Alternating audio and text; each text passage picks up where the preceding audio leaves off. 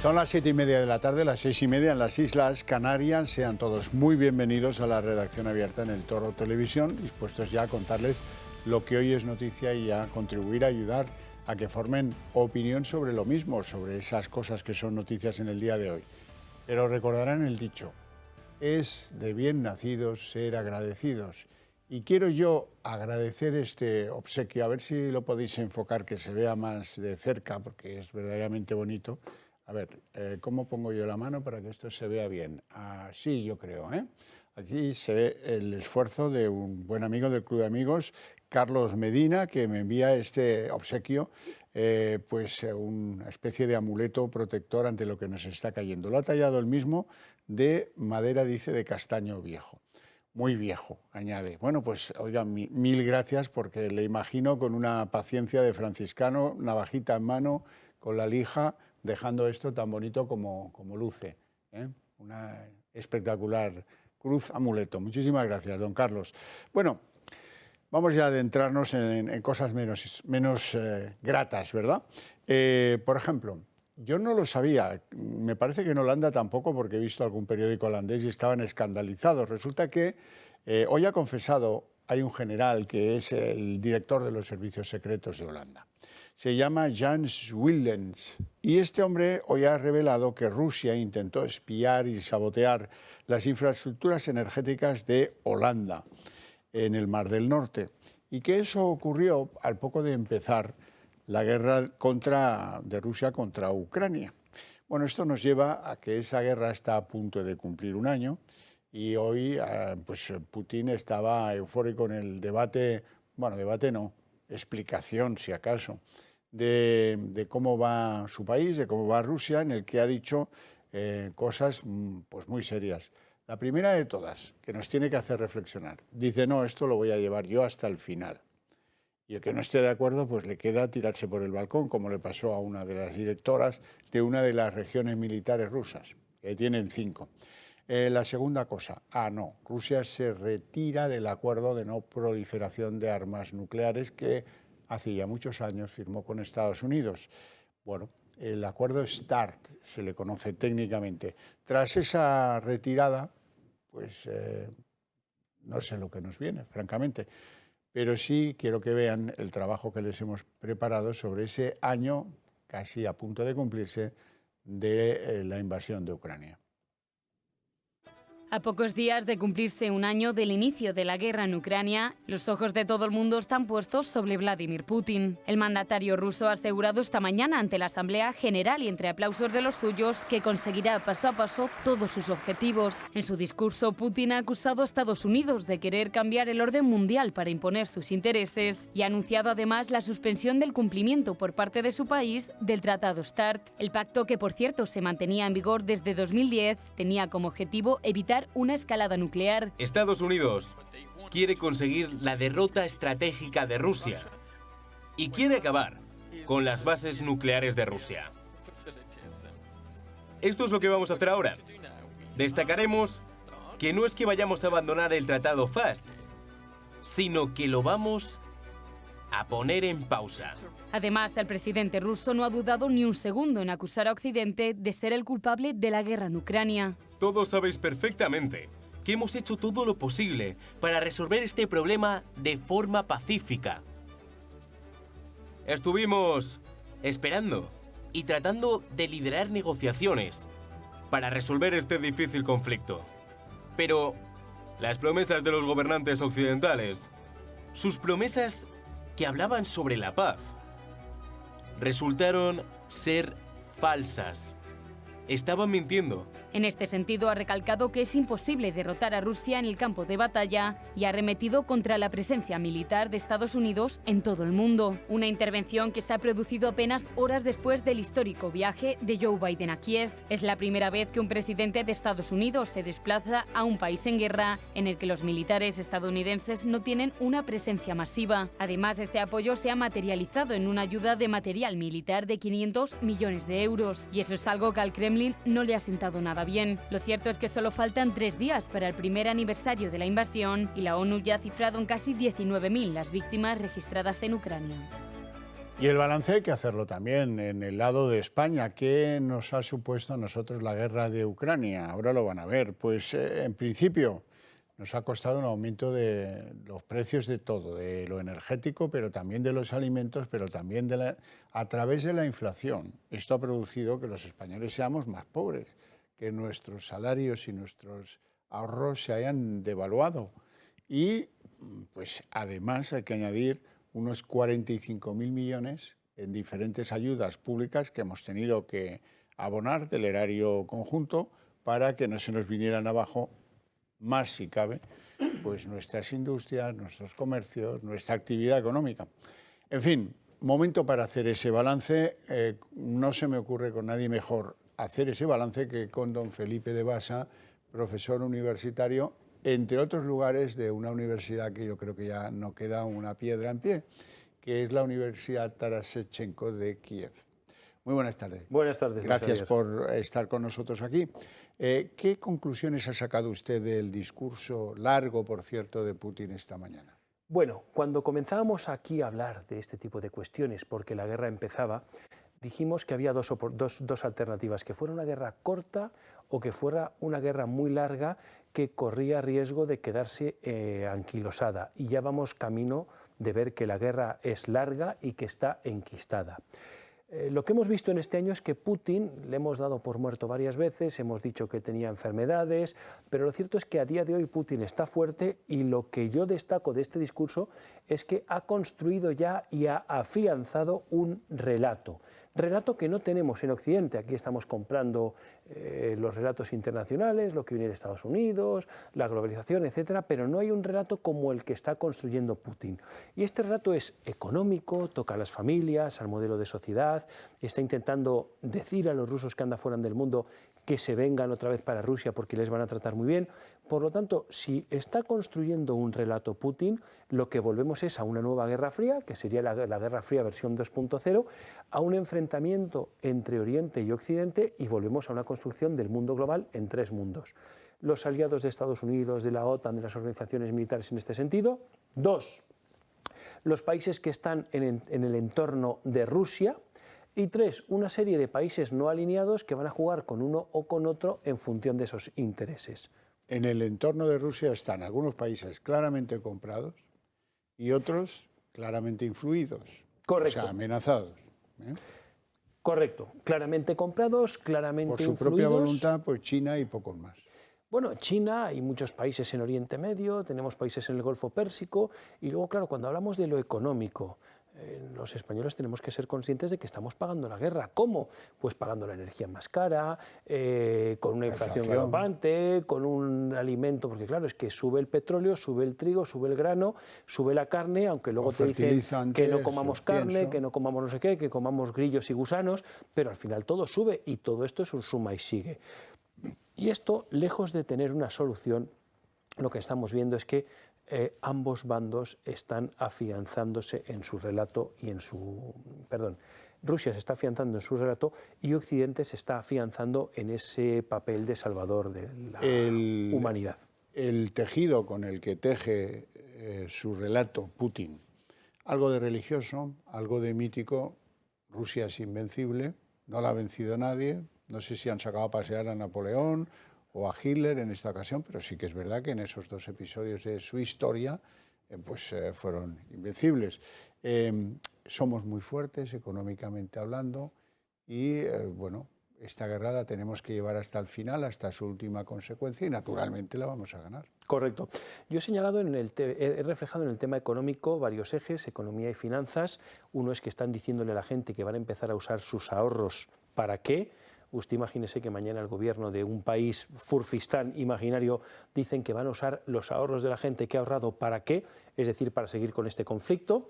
Hay vectores de desarrollo siguiendo los modelos de las políticas del presidente chino Xi Jinping de la nueva ruta de la seda para crear corredores logísticos entre países amigos, lo que usted decía, ir construyendo y tejiendo esa red de países amigos.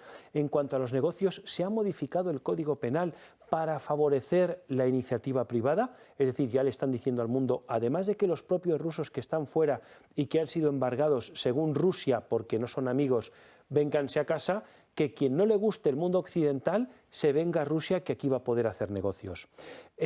Por tanto, vivimos en un Occidente vivimos en un Nuevo Oriente después de 1989/1991-92, pero que recuerda mucho a lo de la Guerra Fría. ¿Y esto nos lleva a qué? A que la globalización empieza a no ser algo que guste en el escenario internacional.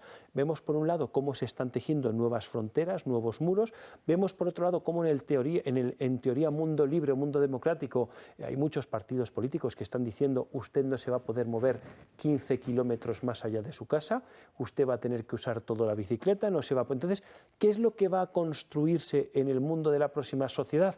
Lo que estamos viendo estos días. Por cierto, trascendencia de ese apartamiento del acuerdo START firmado entre Rusia y Estados Unidos. Rusia ha dicho que Estados Unidos es el culpable, categóricamente, es decir, que Rusia está donde está porque Estados Unidos es el culpable, y eso abre la puerta a poder emplear armas nucleares. También hemos dicho en algunas ocasiones que las armas nucleares no son entendidas como las bombas de Hiroshima y Nagasaki, sino que son armas tácticas que caen en unos determinados lugares, que lo que hacen es inutilizar por miles de años pues espacios muy concretos de 1 o 2 kilómetros cuadrados, pero en cualquier caso eso sí que infunde terror, infunde miedo, y eso ya está en el escenario, es decir, el poder abrir el conflicto a las armas nucleares, y a ella sí que puede pasar cualquier cosa. La visita de Joe Biden a Kiev, ¿qué ha despejado en positivo? Bueno, en positivo no lo sé. Yo lo que creo es que el discurso de hoy de Putin es resultado de la visita de Biden a Kiev. Hay que recordar que es la primera vez que un presidente de Estados Unidos sale a un país en conflicto. También es verdad que la visita ha estado muy cocinada, se ha preparado mucho, muy pactada, incluso probablemente hasta, me atrevería a decir, hasta con el enemigo se hubieran pactado algunas consideraciones. Así parece. Y esto lo que abre es la puerta al relato de lo que Putin está diciendo en su país. Y es que Putin se está erigiendo como una especie de profeta, donde está diciendo que Occidente se ha quedado sin Dios, porque en Occidente a Dios le han quitado el género y Dios en Occidente es neutro y está camino de desaparecer. Entonces, la visita de Biden a Kiev, según esto que estamos comentando, podría beneficiarle al propio Putin, por eso la ha permitido, porque mientras Putin tenga enfrente a ese enemigo que va magnanizándose y va haciendo acciones propagandistas o propagandísticas, Putin puede seguir en la construcción de su relato para sus 150 millones de ciudadanos. Profesor de Basa, ¿qué queda de todas esas acusaciones de crímenes de guerra que se han ido formulando, así que se han ido recuperando ciudades en Ucrania de la mano rusa, de la invasión rusa? Bueno, esto es un aspecto aparte, esto ya es derecho internacional y yo creo que va a quedar en nada. Lo que sí que es verdad que igual que hay otros muchos países, nos encontramos países que se llaman a sí mismos democracias, pero que no lo son, con dirigentes que están archiplurimegaforrados, pero que no pueden salir de ese país y que lo que le gustaría es ir a disfrutar de ese dinero en Miami o incluso en Madrid y no pueden salir. Eso es lo que va a pasar cuando esto acabe. Por eso decía antes, y hablaba de ese nuevo telón figurado, telón de acero, cortina, porque se están creando bloques en el mundo. Y ojo que esto va a pasar para los dirigentes rusos, pero no sabemos si también pasará para un señor de Murcia que mañana va a Moscú, que decide aprovechar las oportunidades de la guerra e invierte en no sé qué empresa, y luego desde Occidente le dicen, bien, usted ha ido allí, ya no vuelva por aquí, que aquí ya no vuelve, no sale de allí. Bueno, pues sí que está la cosa bien. Por cierto, ¿qué le llega a usted de Ucrania, de la gente que, por ejemplo, compartía con usted la universidad? ¿Cómo están esos ánimos? Vemos mucho a Zelensky, pero no vemos a la gente cómo lo está pasando. Con altibajos, con hartazgo, cansados, y lo que estoy teniendo en mi entorno, en el entorno de la gente con la que yo hablo, es que están tan hartos que les da igual, o sea, que prefieren ya volver a Ucrania y normalizar la situación, normalizar la guerra, el decir, bueno, pues yo vivo en una ciudad, mañana intento venir aquí a su cadena de televisión, yo vivo en otra parte de la ciudad y si cae una bomba y no puedo salir de mi casa, pues le mandaré a usted un WhatsApp y diré, don Xavier, no llego porque ha caído una bomba y no funciona el metro. Eso al final lo que hace es normalizar la situación y convives con este tipo de situación. Claro que es una situación muy dura y que nuestros abuelos o la gente que recuerde las conversaciones de los abuelos tendrá en mente. muy difícil acceso a la comida, conseguir 1 kilo de pollo es una aventura, conseguir frutas y legumbres es una aventura, conseguir un ratito de electricidad, porque claro, el móvil funciona, pero funciona a ratos. Ahora hay luz, ahora no hay luz, ahora hay internet, ahora no hay internet. Entonces, todo es una aventura, no tenemos modelos de vidas normales. La cuestión, el problema es que si eso se normaliza, será un conflicto más de los normalizados y enquistados en el planeta. ¿Y todo esto para qué sirve? Bueno, para que se vacíen los depósitos de armas, para que la industria del complejo industrial militar pues vuelva a fabricar otro tipo de armas que no tienen por qué ser más destructivas, sino que tácticamente pues son más adecuadas a unas cosas o a unos puntos a otros. Probablemente industrias como por ejemplo el tema de los drones estén alcanzándose innovaciones brutales, porque como he dicho en otras ocasiones, los cielos de Ucrania están llenos de drones por las noches, no se sabe si de unos, de otros o de quiénes, pero claro, todo esto al final pues son escenarios de algo más. ¿Qué va a terminar cuando esto termine? Si es que termina, ¿qué va a pasar? Pues que la industria militar habrá subido 3 peldaños. Don Felipe de Basa, no sabe qué disgustos nos ha traído hoy, cuántas cosas en las que pensar, tan inquietantes, por cierto, se lo digo. Muchísimas gracias por venir. Como siempre ha sido un placer.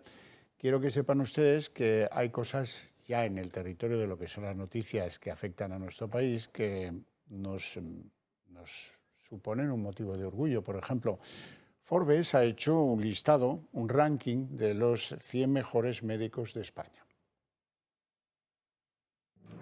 Como cada año, la revista Forbes ha publicado una lista con los 100 mejores médicos de España en el ámbito de la asistencia, la investigación y la docencia, los cuales desarrollan su actividad tanto en el ámbito privado como en centros públicos. Sin embargo, llama bastante la atención cómo la mayoría de estos hospitales y de estos médicos son atención madrileños. Entre más de 60 centros, la Comunidad de Madrid es la que sale más ensalzada, y es que destacan el Hospital Ramón y Cajal, la Fundación Jiménez Díaz, La Paz, el Gregorio Marañón, el Hospital Universitario Quirón Salud Madrid, el Puerta de Hierro, el Hospital Universitario Infantil Niño Jesús o el Rey Juan Carlos. Por otro lado, los mejores doctores se reflejan en un total de 26 especialidades médico-quirúrgicas. Estas especialidades van desde cardiología, neumología y neurología hasta pediatría, ginecología y oftalmología, pasando también por cirugía vascular, traumatología y oncología médica. Y de nuevo, también de estas especialidades destacan a médicos que trabajan en centros madrileños. En la especialidad de cardiología, Forbes destaca al doctor José Ángel Cabrera,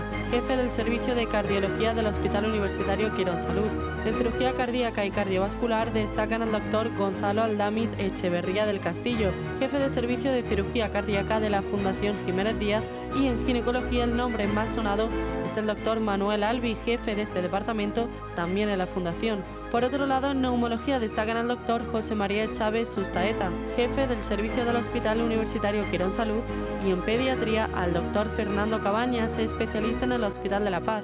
El doctor Ignacio Jiménez Alfaro, jefe de servicio de oftalmología de la Fundación Jiménez Díaz, es el nombre más sonado de esta especialidad. Unos datos realizados por la revista Forbes que demuestran el talento de la sanidad madrileña y desmontan así el discurso de la izquierda. Pues mi felicitación a todos esos significados doctores. Vamos con un tema mucho más prosaico. Probablemente no se acuerden porque hay casos, mira que hay casos de corrupción en este país, pero ha ido dando pequeños pasitos hasta abrirse camino en lo que son las noticias. Las andanzas de la hija de una diputada socialista en Madrid. Diputada socialista que viajaba a todo trapo con la tarjeta de gastos pues que tenía esa diputada del PSOE, una tarjeta de la UGT, y el sindicato socialista ha descubierto que la antigua empleada utilizaba una tarjeta corporativa, concretamente de Sol Red, para darse la gran vida y pagar billetes de avión a Miami, a Mallorca, a Fuerteventura, a París. Hubo una ocasión en la que le pagó el viaje, fíjense, a 21 personas. ¿Qué les parece? ¿Cómo está la cosa? La falta de control del dinero público que llega a los sindicatos es extraordinaria, es verdaderamente repugnante. Y eso nos lleva a algunos conocimientos relacionados con los sindicatos bastante interesantes. Por ejemplo, ustedes saben que los secretarios generales de los sindicatos hay 2 o 3 cosas que nunca dicen. ¿Cuál es el total de fondos públicos que recibe el sindicato? ¿Cuál es el porcentaje de ingresos que corresponde a las cuotas de los afiliados? Y sobre todo, por encima, en la cúspide del secreto está cuánto cobran los líderes sindicales. Bueno, esto ha sido secreto pues, a lo largo de la historia, por lo menos de la reciente. Y ahora esta singularidad se ha visto en cierto modo truncada porque ha sido el propio secretario general de la UGT, Pepe Álvarez, el que ha revelado lo que él cobra mensualmente. Pero, claro, lo ha revelado y alguien ha querido contrastar, pues si con eso que gana tiene para tanto como destaca, y se ha encontrado, casi de repente con un patrimonio inmobiliario bastante considerable. Véanlo. El salario oficial de los líderes de UGT y comisiones obreras sigue siendo un misterio. Los 2 sindicatos mayoritarios siguen guardando con recelo esta información y ninguno de ellos detalla las retribuciones que perciben cada miembro de sus comités ejecutivos. En este contexto, Pepe Álvarez, secretario general de UGT, ha declarado que su salario como líder del sindicato asciende a 2.638 euros al mes. Es necesario puntualizar que Pepe Álvarez comenzó a trabajar en 1975, con apenas 19 años, en la empresa La Maquinista Terrestre y Marítima. Ese mismo año se afilió a la Unión General de Trabajadores y solo un año más tarde es nombrado secretario de Acción Sindical de dicha empresa. En 1978, es decir, a los 3 años de ponerse a trabajar, es elegido secretario de organización de la Federación del Metal de la UGT y a partir de ese momento su vida laboral se reduce únicamente al sindicato que hoy lidera. Es por ello que resulta increíble que a día de hoy Pepe Álvarez posea un patrimonio inmobiliario como el que consta en el registro de la propiedad. Y es que el líder de UGT tiene a su nombre un ático dúplex ubicado en el barrio de Gracia de Barcelona de 132 metros cuadrados adquirido en 1992, a lo que hay que añadir una plaza de garaje en el mismo bloque. En 2017, 6 meses después de ser nombrado secretario general de UGT, adquirió 6 propiedades en Belmonte de Miranda, el pueblo donde nació. La extensión total de las fincas asciende a 9.261 metros cuadrados y el valor podría llegar a los 900.000 euros, teniendo en cuenta el precio del metro cuadrado de la zona. Obviamente, ni la casa, ni las fincas, ni siquiera el salario aparecen publicados en el portal de transparencia del sindicato, ya que la ley no les exige dar cuenta de su régimen económico, cuotas de afiliación, rendimientos de gestión patrimonial e inversiones, cuentas anuales o informes de auditorías externas. Y aquí la pregunta es la misma, la que se hacen ustedes y la que me hago yo. ¿De dónde saca Álvarez para tanto como destaca? ¿Verdad? Es bastante llamativo. Bueno, y de los sindicatos a los empresarios. ¿Qué dicen los empresarios? Los empresarios están francamente hastiados de comprobar que el gobierno, que es el árbitro de la relación también entre empresarios, sindicatos y el mundo de la actividad empresarial, sea tan hostil para con ellos mismos. Vamos a escuchar a Miguel Garrido, que es presidente de los empresarios de Madrid y vicepresidente de la COE. Los empresarios son los enemigos y por lo tanto llevamos ya unos cuantos meses en que estamos siendo blanco de sus ataques y eso es algo enormemente grave porque el gobierno tiene la obligación, a mi juicio, la responsabilidad de trabajar para que se den las circunstancias adecuadas para que las empresas ganen dinero, porque que las empresas ganen dinero es bueno para el conjunto de la sociedad. Belarra recientemente en 2 ocasiones ha calificado a los empresarios como especuladores o como capitalistas codiciosos o en fin, con distintos calificativos que demuestran una actitud muy hostil hacia el mundo de la empresa. Bueno, pues el último caso es de hoy mismo, don Miguel Garrido. El último caso es la vicepresidenta Yolanda Díaz, que está ya por intervenir los beneficios empresariales. Yo creo que cuando 5 grandes distribuidoras de nuestro país se reparten más del 50% del mercado de la distribución en nuestro país, no estamos hablando de un auténtico mercado. Hablamos de un oligopolio y es una evidencia que los márgenes de las empresas de la distribución son absolutamente superlativos como consecuencia de esta crisis. Imprescindible favorecer un acuerdo con las grandes distribuidoras en las que facilitemos una cesta de la compra con precios limitados, eso sí, con productos de calidad, y que sean además que permitan desarrollar una alimentación sana a las familias españolas.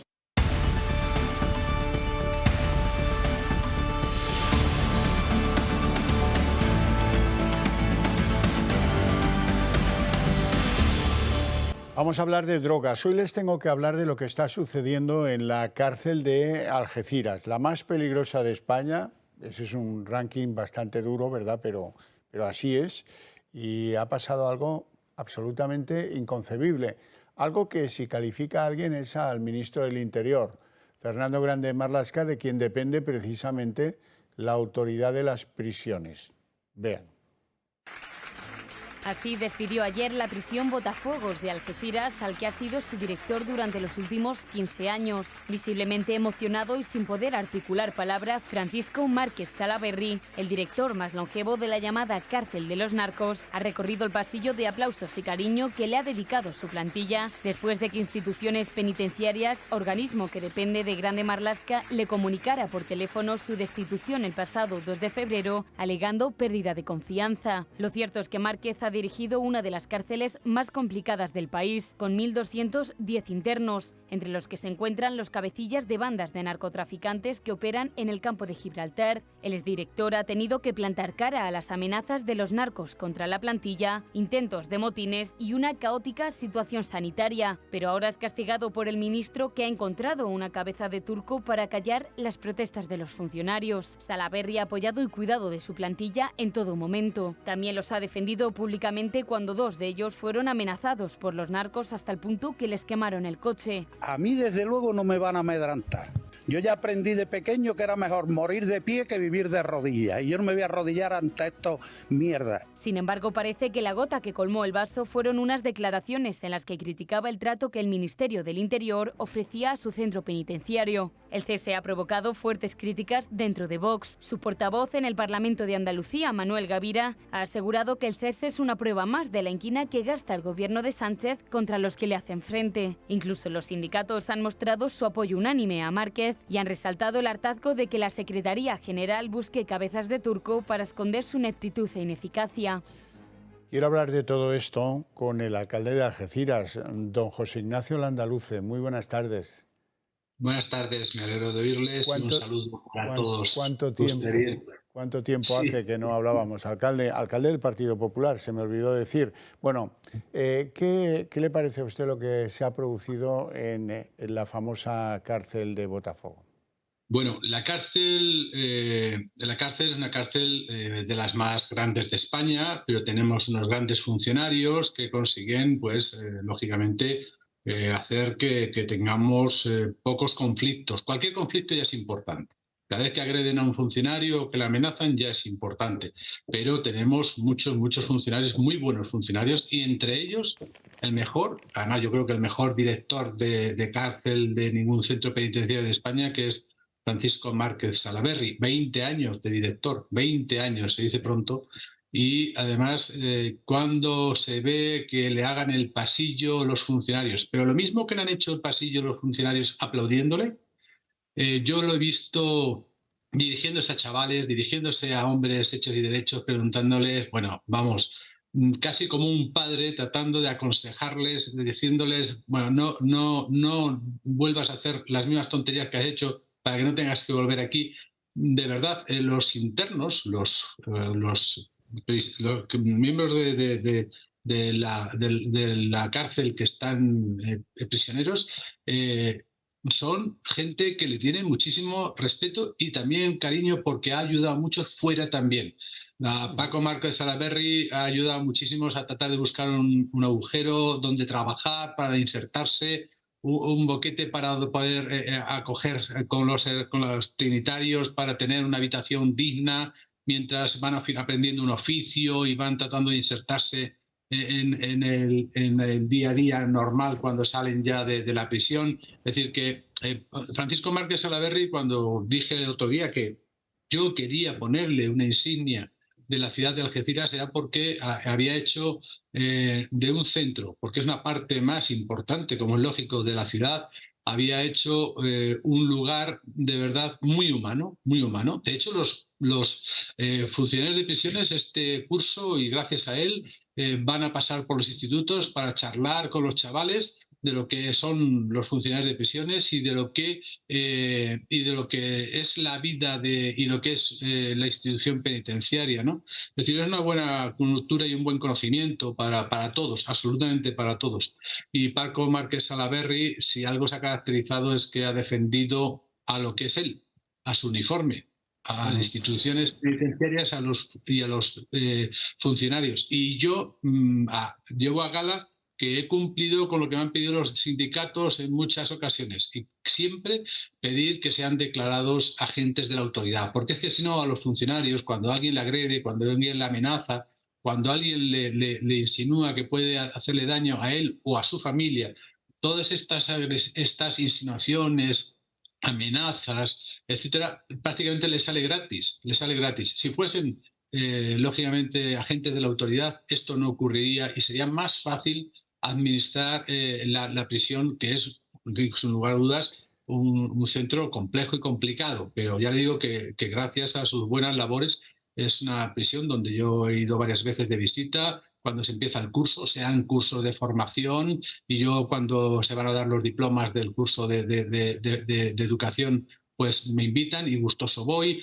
Paco Márquez Salaverry me pidió, yo estoy justito de dinero porque llevo 12 años gobernando y 12 años que no subí los impuestos, ni siquiera el IPC, pero bueno, estoy justito. Pero cuando me pidió cacharritos para poner un patio para los niños, cuando hay un encuentro entre los padres y llevan a los niños en un patio especial, pues esos cacharros de un parque infantil ahí lo puse. Y Paco Márquez Salaverry, pues junto con la viuda, la primera mujer de Paco de Lucía, pues ha preparado los cursos de guitarra para los internos, y tenemos un patio dedicado, un patio inmenso dedicado a Paco de Lucía. Es decir, que ha humanizado, como he dicho anteriormente, ha humanizado la prisión más que nunca por su labor y su dedicación. Y después también...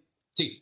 Pero vamos a ver, vamos a hablar de su cese por pérdida de confianza. Esto coincide en el tiempo con que a una de las funcionarias le queman el coche. Me imagino que sería vecina de Algeciras, y eso quizás es lo que explica que algunas asociaciones de vecinos hayan acudido a apoyar al director cesado de la prisión.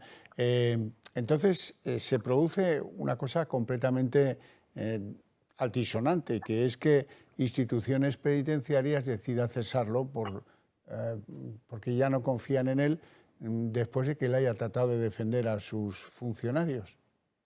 Sí, y además con valentía y con ganas y defendiendo, y siendo el primero él, y siendo el primero. Y además él, Algeciras, ya lo sabemos que tenemos fama negativa en cuanto a seguridad, pero somos de las ciudades que menos delitos tiene de las ciudades europeas digo, pero tenemos la mala fama por el tema del narcotráfico, el contrabando, etcétera. Pero Paco puede ir, igual que yo, por cualquier calle de cualquier barrio a cualquier hora de Algeciras, solos, sin necesidad ni de escolta ni de nada, solos paseando, porque, bueno, primero porque lo digo, que es una ciudad segura, a pesar de que quiero más seguridad, más policías y más guardias civiles, porque hace falta, porque además el triste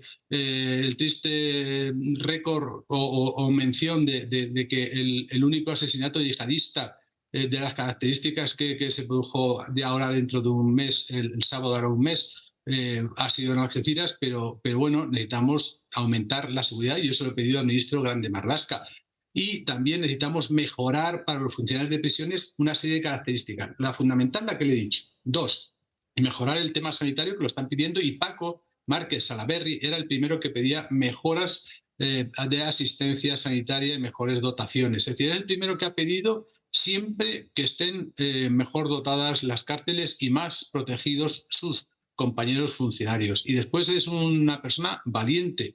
Las declaraciones que ustedes han puesto lo escenifica. Y después, bueno, pues las críticas y la petición de investigación y mayor presión para que no se vuelva a ocurrir estas agresiones a funcionarios, perdón, por parte de algún interno, o en la calle el haber quemado el coche a la pareja de un funcionario, y también otra agresión que hubo a un daño de otra persona, también funcionaria, pues lógicamente él es el primero que lo ha criticado y lo ha pedido que se proteja a sus compañeros. Y en esa estamos. De hecho, fíjese cómo las asociaciones de vecinos, los funcionarios, todos los sindicatos, absolutamente todos, lo han apoyado, y yo le propongo esa insignia de agradecimiento de la ciudad para una persona que sin lugar a dudas se lo ha ganado a pulso.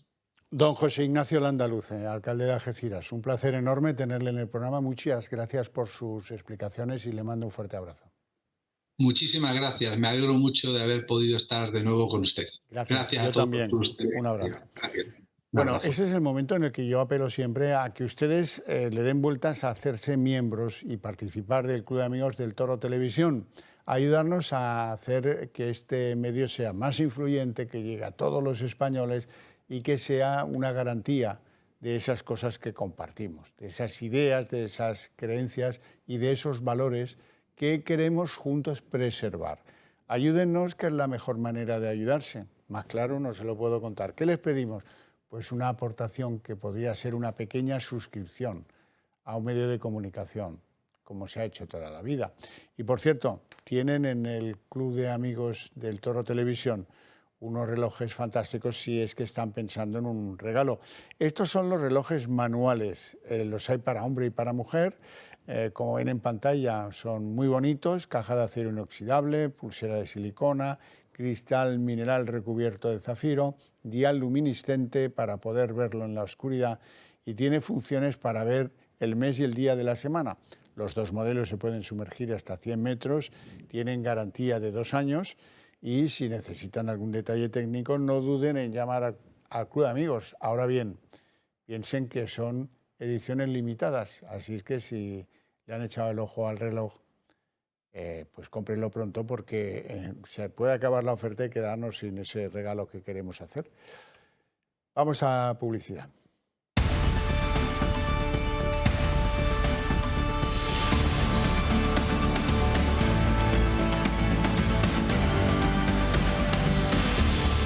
Antes de abrir la mesa de análisis político, déjenme disfrutar de un caso de corrupción de estos que seguramente puede pasar pues a todo el mundo por alto porque no lo conoce, pero que les aseguro que es canela en rama.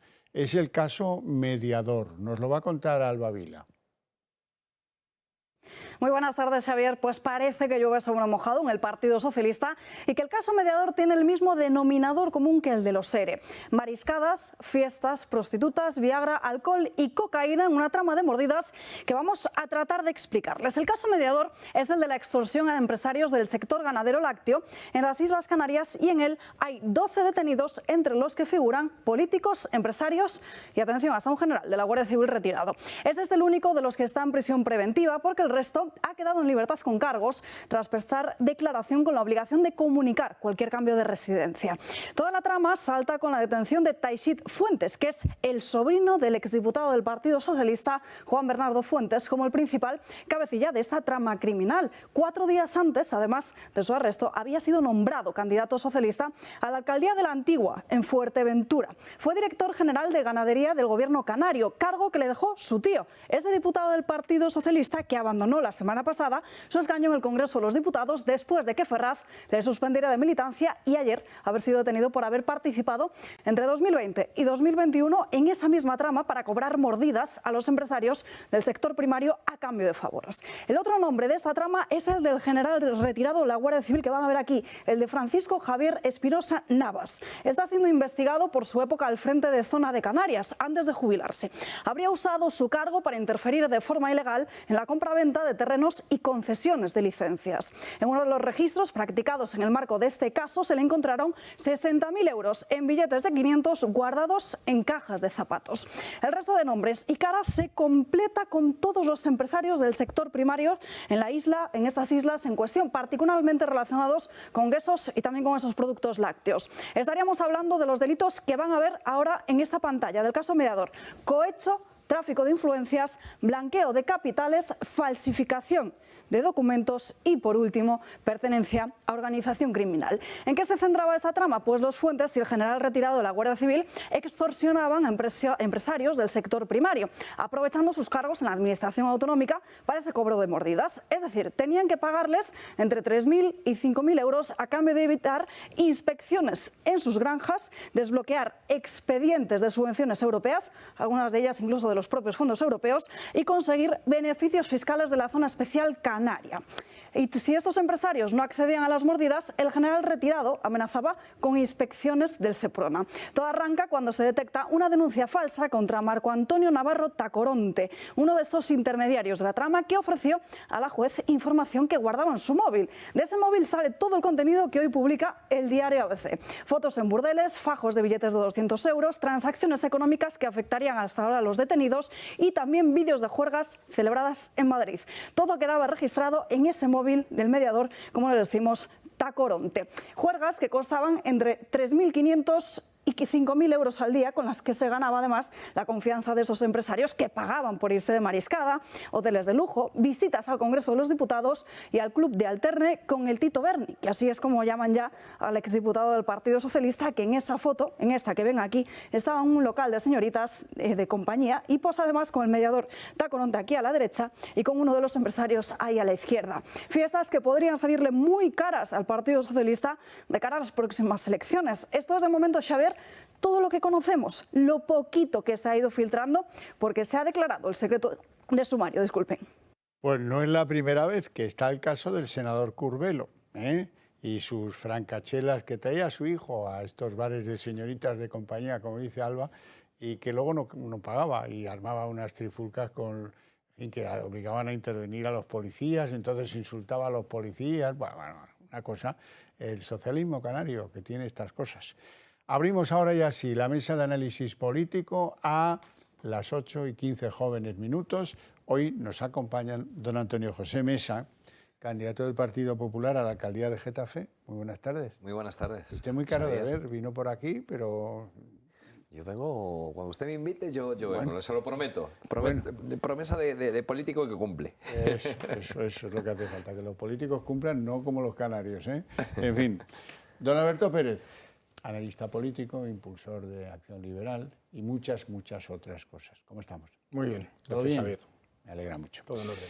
Bueno, estamos frente a un gobierno que, si se caracteriza por algo, a la historia no va a pasar. Estamos todos deseando tirar ya cuando acabe esto y olvidarnos de este triste gobierno de Pedro Sánchez. Pero si algo va a destacar algún historiador de estos que rebuscan, nadie ha rebuscado en el basurero de los gobiernos de Zapatero. Si acaso nos suenan vagamente algunos nombres, algunos destinos en Naciones Unidas de alguna de sus miembros, etcétera y tal. Pero este gobierno de Pedro Sánchez, si en algo ha destacado, es en las discrepancias entre sus miembros. Sea el Sáhara, sea Ucrania, sea el trato a los empresarios, a los supermercados, la ley del solo sí es sí, ya es un poema en sí misma, lo de la ley trans, en fin, todo es un discurrir de discrepancia tras discrepancia en la que el equilibrista Sánchez parece confortable, pero si le miran bien la cara, tiene pinta de no dormir por la noche. Las tensiones entre PSOE y Unidas Podemos marcan el debate en el Senado. Vamos al lío. Eso y las discrepancias entre los socios de la coalición en torno a leyes como la del solo sí es sí. Vamos a ver, no le vamos a dar más vuelta a los socialistas a este asunto.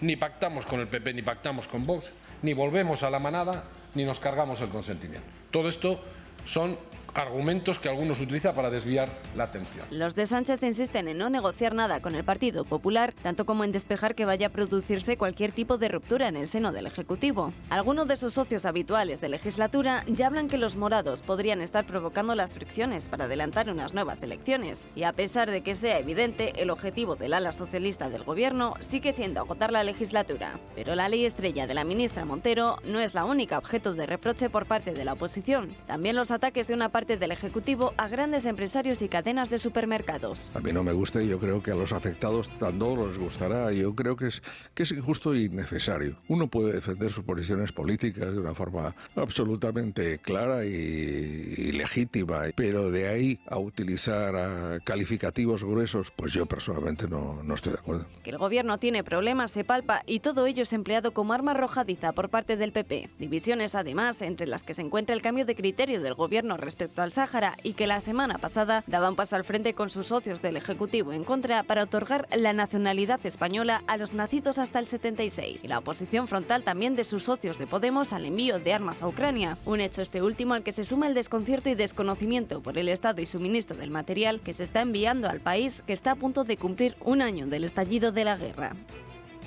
Mesa, ¿qué le parecen las discrepancias? Bueno, pues es la tónica a la que nos tiene acostumbrado este gobierno sanchista desde el primer día que se puso en marcha, ¿no? Las discrepancias entre unos y otros. Hoy dicen una cosa, mañana la contraria. Hay una parte del gobierno que trabaja para hacerle la contra a la otra parte del gobierno. Bueno, pues esto es a lo que nos tienen acostumbrados y es el modelo de un... Yo siempre diferencio lo que es el socialismo de lo que es en este caso el sanchismo, que solamente se mira a su propio ombligo y a sus intereses. No gobiernan para todos, ni mucho menos. Estamos cansados los españoles porque gobiernan a base de lo que dicen las encuestas. Y claro, así es muy difícil construir país y sacar medidas adelante de interés general para todos. Yo creo que es un gobierno desgastado y que además, bueno, pues a las pruebas me remito, que están todo el día a la gresca entre unos y otros. Y eso pues es un desgobierno y una casa de los líos permanente. Con algunas leyes que nos van a perjudicar durante muchos años hasta que se puedan retrotraer, derogar o lo que demonios sea, pero que, en fin, son una especie de un gobierno formado por tanta vorágine de personajes, el mayor gobierno por número de ministros de la historia democrática de este país, pues tiene que tener disputas internas. ¿Que va a llegar la sangre al río? No lo creo, porque a ninguno de los dos les interesa romper este gobierno, porque se quedan, se quedan bailando. Y porque el que rompe plaga a los patos rotos. Efectivamente, y Podemos desde luego no lo va a hacer, que está muy mal, y el Partido Socialista pues 3/4 de lo mismo. Está en las encuestas reales, no en las que hace el socialista Tezanos, pues tiene los peores datos de la historia del Partido Socialista. A mí me ha llamado la atención poderosamente respecto a la intervención de Patxi López. Él decía que los socialistas actuaban por convicción. O sea, por convicción han aprobado la ley del solo sí es sí, por convicción han subido 42 impuestos a los españoles, por convicción han legislado para que no se pueda rezar en la puerta de una clínica abortista, por ejemplo. Entonces, ¿estas son las convicciones de los socialistas? ¿Estas son las convicciones de los españoles? No. Estas son las convicciones, como lo decía Antonio José, de estos señores que son los sanchistas. Socialistas también, por supuesto, pero convicciones pocas, desde luego. Yo me cuesta diferenciar entre socialista y sanchista, me cuesta. Sobre todo porque él ha ejercido el poder de una manera omnímoda en su partido y el que no ha sido sanchista ha dejado ya de ser socialista, lo han laminado. Pero bueno... Lo han eliminado de raíz porque no les interesa. Aquí hay una autoritas que es del presidente del gobierno y se hace el ordeno y mando.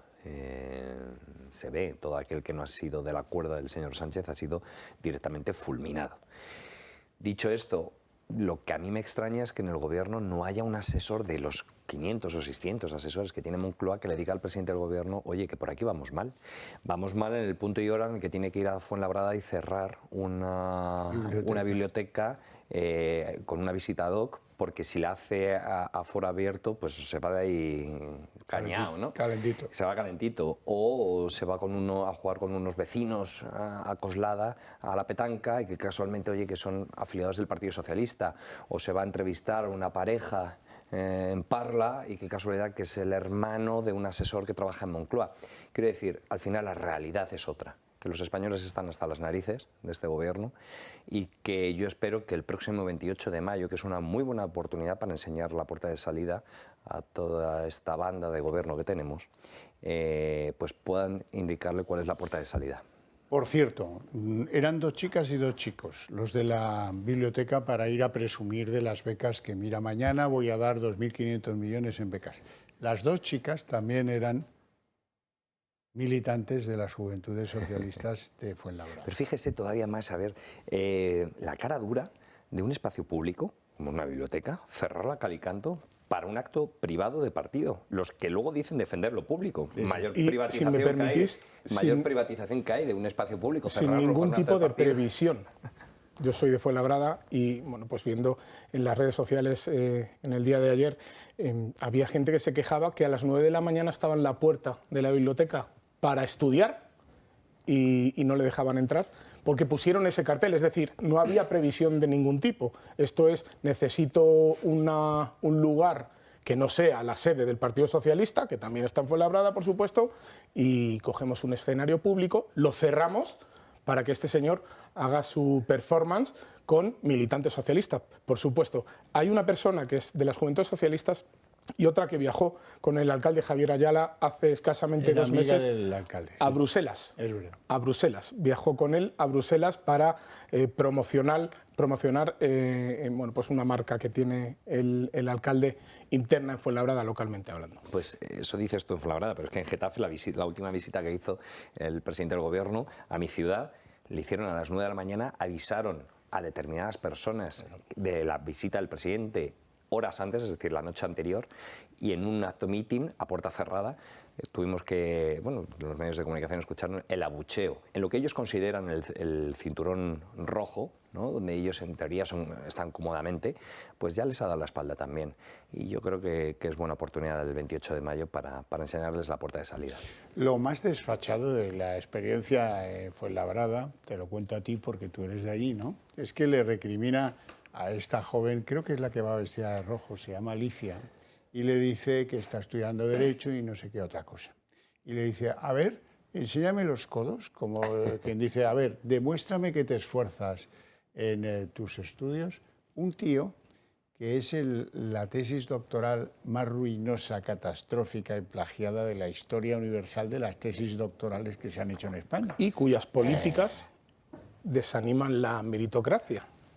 Por lo tanto, estás buscando meritocracia en alguien para ver qué tal tiene los codos de estudiar, cuando tus propias políticas lo que quieres es igualar con tabla rasa a todo el mundo por abajo.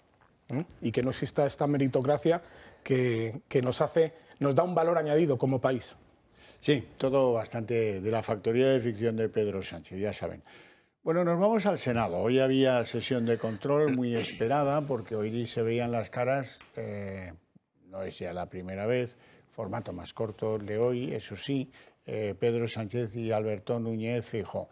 Les vamos a subrayar algunas de las cosas que nos han llamado más la atención. Si por unos trenes mal medidos cesan los altos cargos del Ministerio de Infraestructuras, ¿debería de dimitir los autores de la chapuza de la ley del solo sí es sí?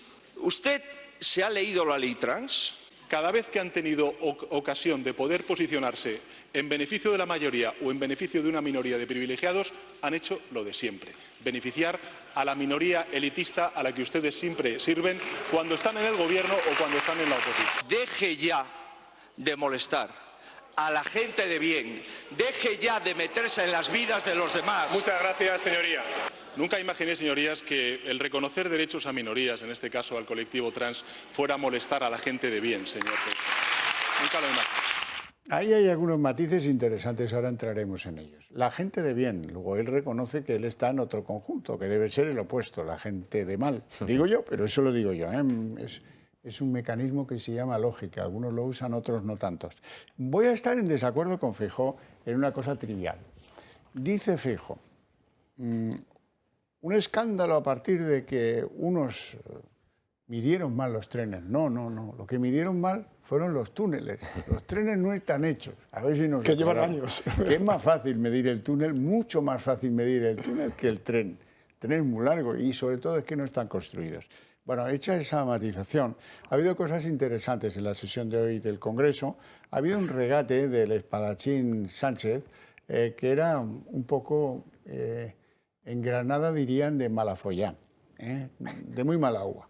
¿Por qué? Pues porque dice, vigile a ver si siente usted algo en la espalda, como quien dice, lo van a apuñalar, como el que recuerda la operación Casado, etcétera, etcétera, etcétera, etcétera. Y eso es de un poquito de mal gusto si uno es presidente del gobierno, pero en cualquier caso el buen gusto no es obligatorio. Alberto. Bueno, pues yo creo que una vez más en este debate, pues Sánchez se dedica exclusivamente a atacar al Partido Popular, que es su rival, verdaderamente su rival, y porque evidentemente está en la nuca, tiene el aliento de las encuestas reales, como he comentado antes, y no las del socialista Tezanos. Por parte de Feijóo, bueno, pues con este chascarrillo que has comentado, que evidentemente es un error posiblemente por su parte, pues, hombre, a mí es que me da mucha vergüenza. Ahora que además tenemos aquí, aparte de la Comisión de la Unión Europea para mirar los dineros que nos han prestado, ahora hablaremos de ello, que demos este espectáculo. Este espectáculo, la semana que hemos aprobado la ley trans, la ley que permite cambiar de sexo, insisto, de sexo, que solo hay dos, el masculino y el femenino, y no de género, a jóvenes de 16 años por una simple voluntad. Por una simple voluntad. Entonces, esto es un verdadero esperpento, esto es un verdadero atentado contra las propias libertades de los españoles, uno más de este gobierno, y bueno, pues como comentaba mi compañero en la mesa, Jota, pues espero que el 28 de mayo sea el momento en el que los españoles le decimos a Pedro Sánchez, esta es la puerta y en unos meses vas tú. Hoy Feijóo pues le ha detallado muy técnicamente todas las cosas que abre o que deja abiertas o mal resueltas o perjudicadas la ley trans, y ha sido muy exhaustivo, pero es igual porque el otro siempre le responde lo mismo. Usted en Galicia un día pasó y escupió enfrente de un centro de salud público. Usted en Galicia hizo 6 carreteras menos que nosotros, ¿qué tal? Siempre es la referencia un poco monótona y aburrida que pues perjudica que este tipo de debates entre el presidente del gobierno y el líder de la oposición sirvan para algo, le den la idea al contribuyente de que no es una pérdida de tiempo. Absolutamente. Yo lo que vemos es un desgaste absoluto del gobierno, porque con suerte Pedro Sánchez gobierna la mitad del gobierno, porque la otra mitad del gobierno le gobierna a él. Y bueno, expreso, con tal de no cesar a ninguno de sus ministros, con tal de hacer sobrevivir la coalición, pese a lo que pese, la coalición de este gobierno, pues es capaz de todo. Le importa un comino los españoles y los problemas de los españoles. Porque Podemos mira para Podemos, el PSOE mira para el PSOE, el entorno de Yolanda Díaz mira para sus propios intereses, pero ¿quién mira por los españoles, ¿no? Y anteponer el interés general por encima de cualquier interés partidista. Bueno, como yo sé que lo que más duele en Moncloa, de todo lo que los periodistas podamos contarles, es lo que les voy a contar a continuación, no me voy a entretener ni medio minuto. Balance de beneficiados por reducción de condena y extraditados, o excarcelados, que digo yo, extraditados. Es que he visto el número y me ha asustado. 56 han salido de la cárcel, y eso que hay algunas audiencias que no informan. Eso le iba a decir. Porque creen que esto produce alarma social. Mire, en ningún caso, señores de la audiencia de Barcelona, de Valencia o de Bilbao, en ningún caso una decisión en forma de ley de un gobierno puede acabar provocando alarma social. No, a otro can con ese hueso. Ah, bueno, y ahí tienen las rebajas de condena, que ya son 559, y clean, van cayendo. Hoy hay dos declaraciones que sí que es interesante que conozcamos, a propósito de cómo está la reforma de la ley del solo sí es sí, que no tiene remedio, esto no lo cambia nadie. Pero bueno, hombre, en fin, tener una ley más que dé más garantías a futuros, pues tampoco estaría nada mal.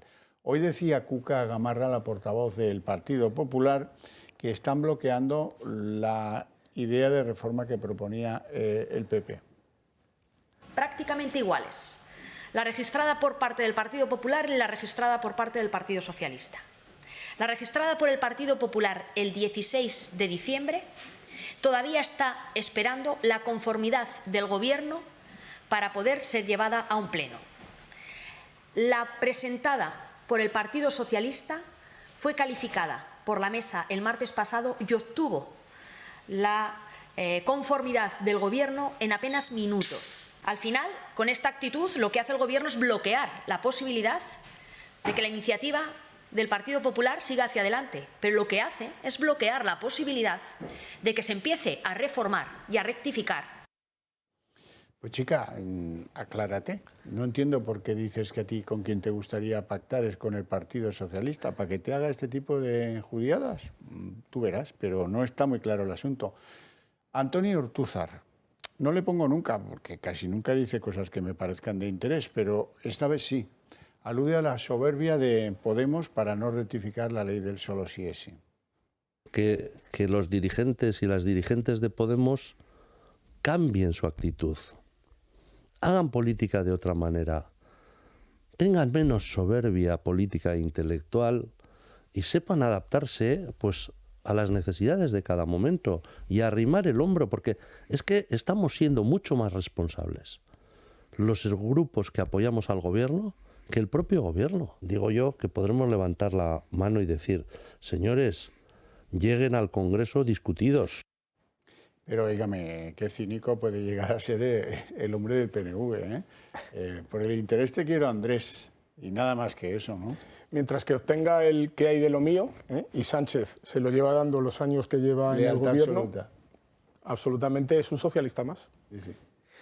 Sí, bueno, lo de la ley del solo sí es sí me parece que, bueno, es aparte de una aberración bochornosa porque está beneficiando a los verdugos y perjudicando a las víctimas. La aprobaron a sabiendas de que iba a producir rebajas y las que se están publicando parece que no son el total de las que verdaderamente se han producido, ¿no? La han defendido diciendo que era un modelo de ley que iba a ser ejemplo para el mundo.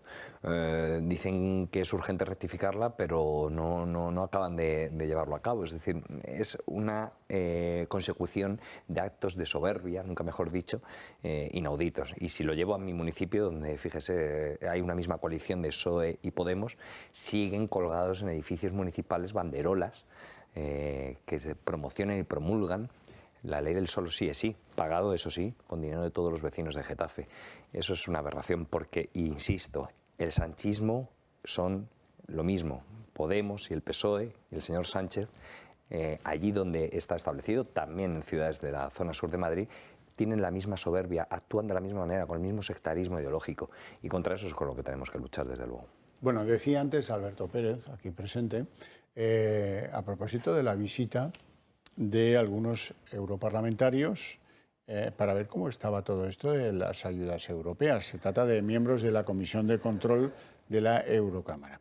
Y han pasado varias cosas curiosas. La primera, les han dicho de diputados a diputados, de diputados españoles a diputados europeos, algunos de ellos españoles. Había representantes de, si yo no voy errado, del PP, de Vox, de Ciudadanos, y no sé si hay alguna otra fuerza política presente en Bruselas. Bueno, les han dicho, no, oiga, los móviles déjenlos aquí fuera, que no queremos... ¿No queréis qué? Si eso tendría que haber sido retransmitido a los cuatro vientos. Si queréis que declara la transparencia del Gobierno de España en la ejecución de esas ayudas europeas. Si lo que queréis es otra cosa, allá vosotros con vuestra conciencia, pero esto no ha quedado nada fino.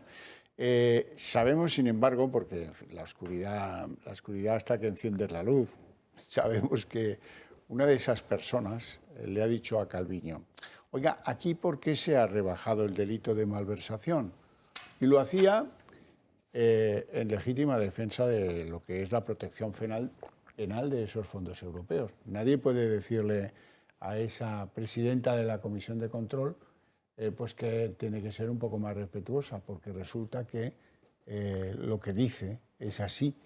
La reforma del delito de malversación, en el hipotético caso de que desaparecieran parte de esos fondos, protegería a los que se los llevaran consigo.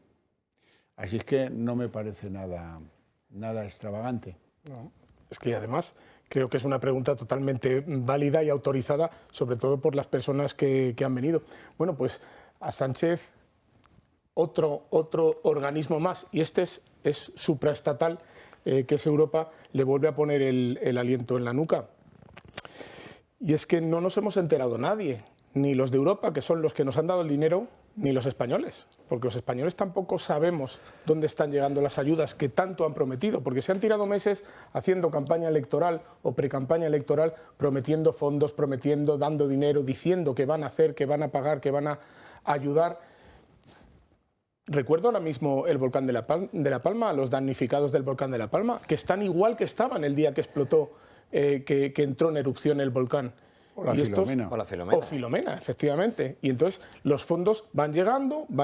Ahora tenemos otra remesa de miles de euros, de miles de millones de euros, perdón. 6.000 millones. 6.000 millones, pero es que este gobierno, que además se jacta de ser el más transparente de la democracia, está siendo el más hermético y el más opaco, posiblemente no solo de la democracia española, sino de todas las democracias que tenemos en nuestro continente. Miren, lo que sí sabemos es que de Bruselas han salido 22.000 millones para España y que se han aplicado a algunos proyectos, eso sí, empresariales o públicos de alguna universidad o en fin, lo que sea, aproximadamente un tercio.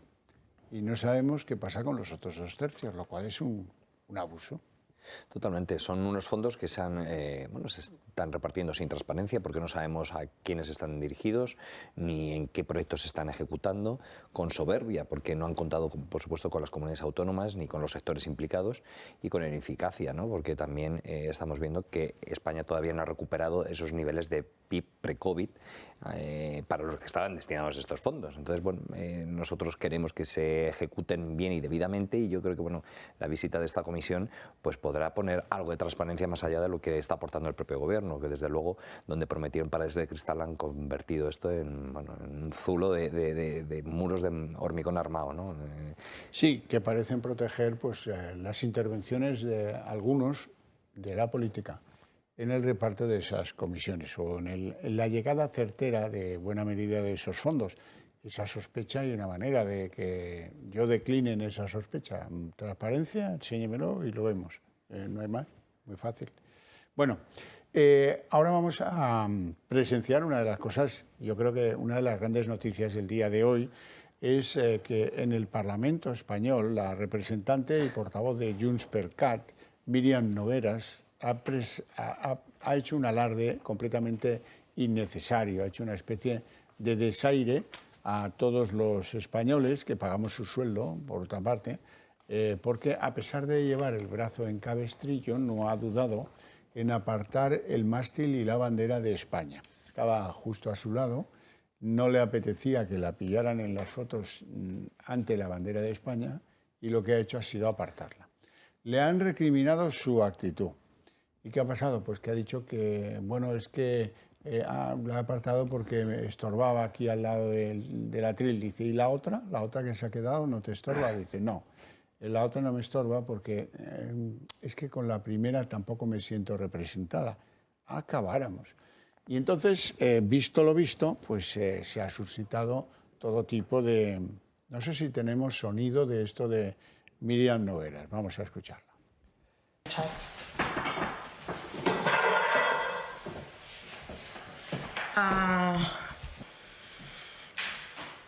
Sí, yo simplemente una curiosidad, ¿por qué ha separado la bandera de España? Pues está muy cerca. ¿Y la europea? Esta no está tan cerca y queda muy chula. Cerca. Y la España la mueve hacia ella. La hemos apartado un poquito, no. Me representa mucho más esta bandera que esta.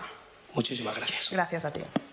Es tremendo. Bueno, pues como la representa esa bandera tampoco, menos mal que luego ha ido Inés Arrimadas, ha vuelto a poner la bandera en el sitio donde no debiera haberla tocado nadie y ha dicho algo interesante. Arrimadas, como van a ver a continuación, mueve la bandera sin mayor problema y ha prometido que enviaban de urgencia a la mesa del Congreso un escrito para que hubiera algún tipo de pues sanción por haber hecho esto, ya que esa bandera nos representa a todos, también quiera o no a Míriam Nogueras. Hay una plataforma que ya funciona en redes sociales pidiendo una suspensión de empleo y sueldo de la diputada. La diputada lo decía Iván Espinosa, lleva 3 años y medio cobrando un jugoso sueldo gracias a esa bandera.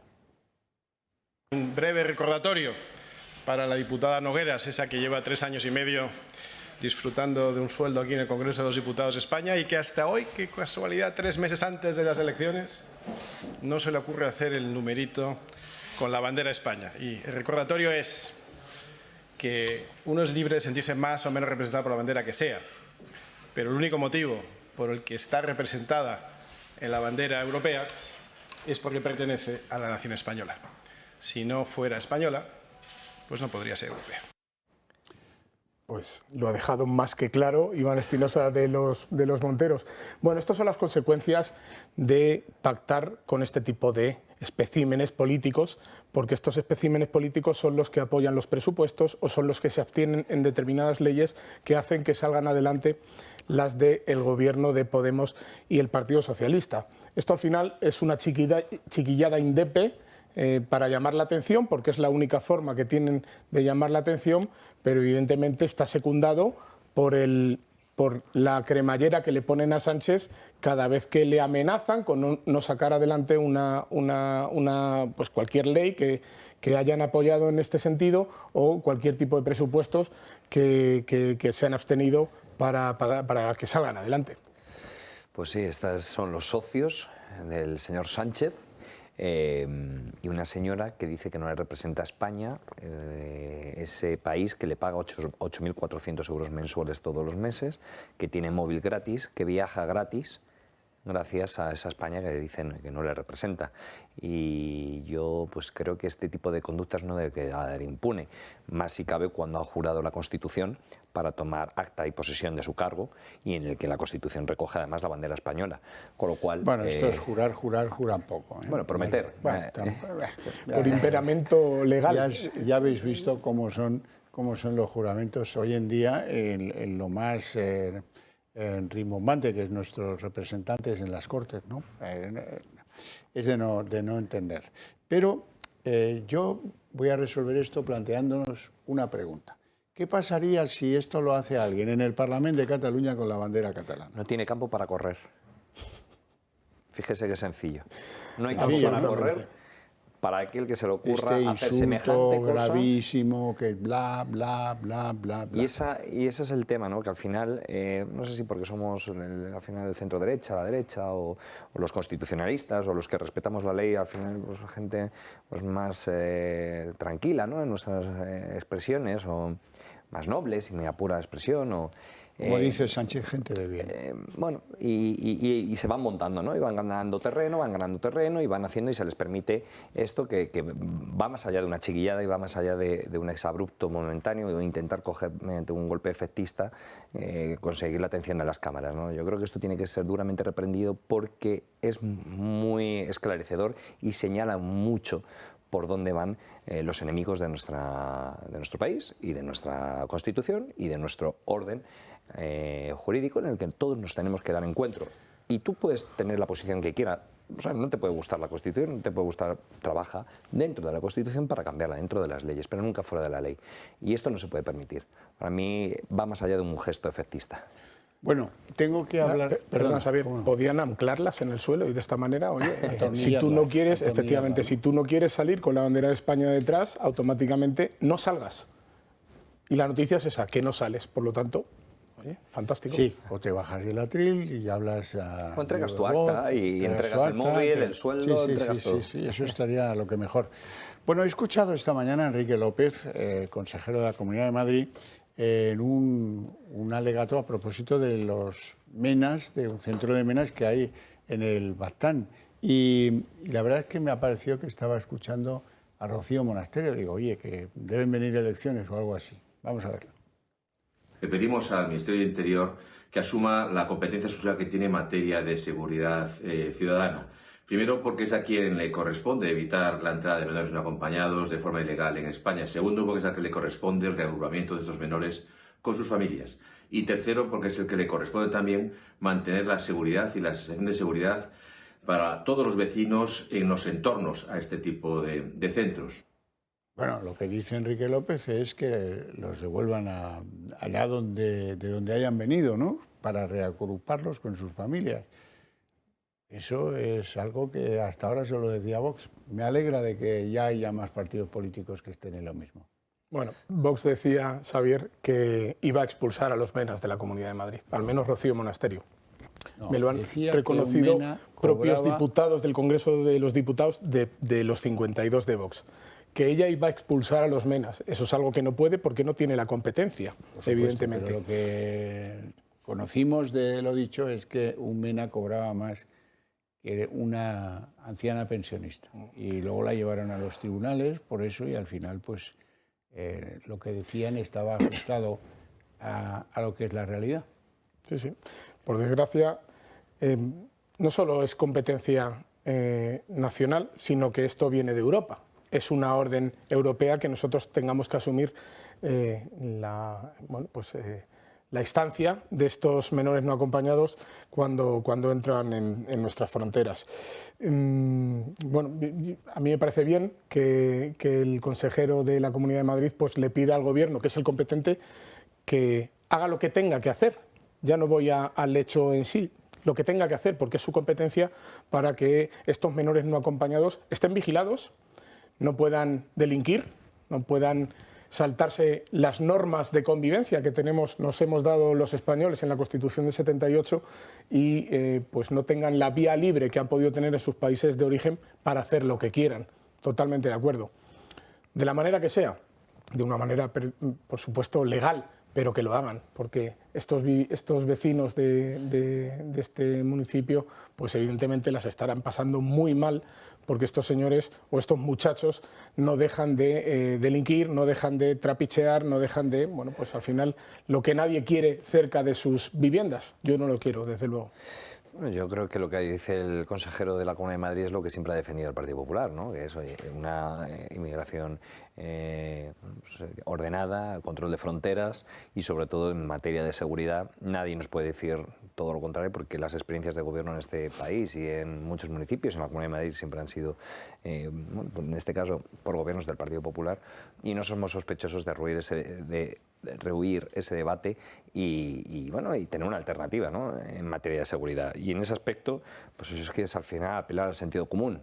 En política parece que está un poco dejado de uso, ¿no? El sentido común y sin grandes algaradas decir las cosas claras. En este caso, pues aplaudo lo que ha dicho el consejero y es que es materia del Ministerio de Interior poner orden y concierto en materia de seguridad y en este caso también, por supuesto.